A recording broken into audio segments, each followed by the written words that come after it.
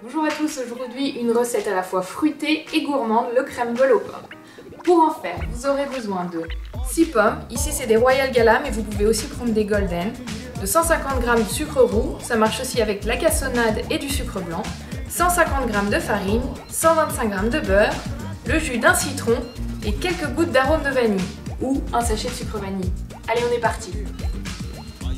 Donc on commence par peler nos pommes et les couper en gros morceaux.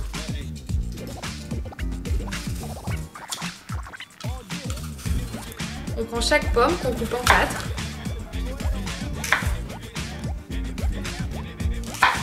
Et ensuite on retire le pépin et le centre.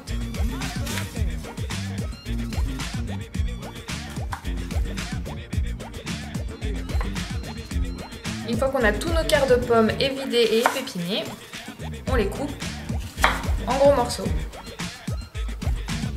Et on les met dans le plat. On a toutes nos pommes dans notre plat. On prend le jus de citron, dans lequel on met quelques gouttes d'arôme de vanille.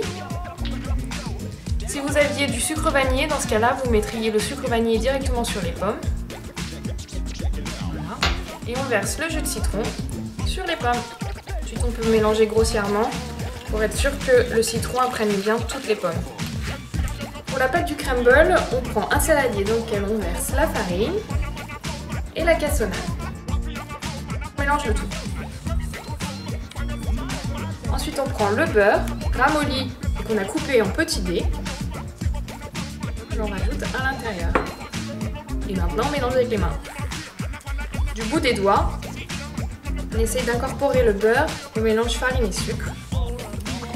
Et on mélange jusqu'à ce qu'on obtienne une pâte grumeleuse, c'est-à-dire avec des petits morceaux.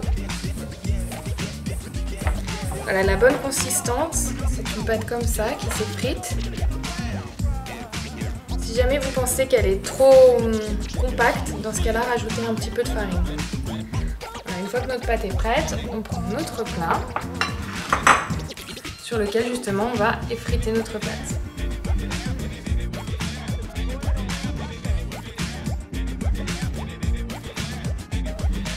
Maintenant, on met au four à thermostat 7, environ 210 degrés, pendant une bonne demi-heure.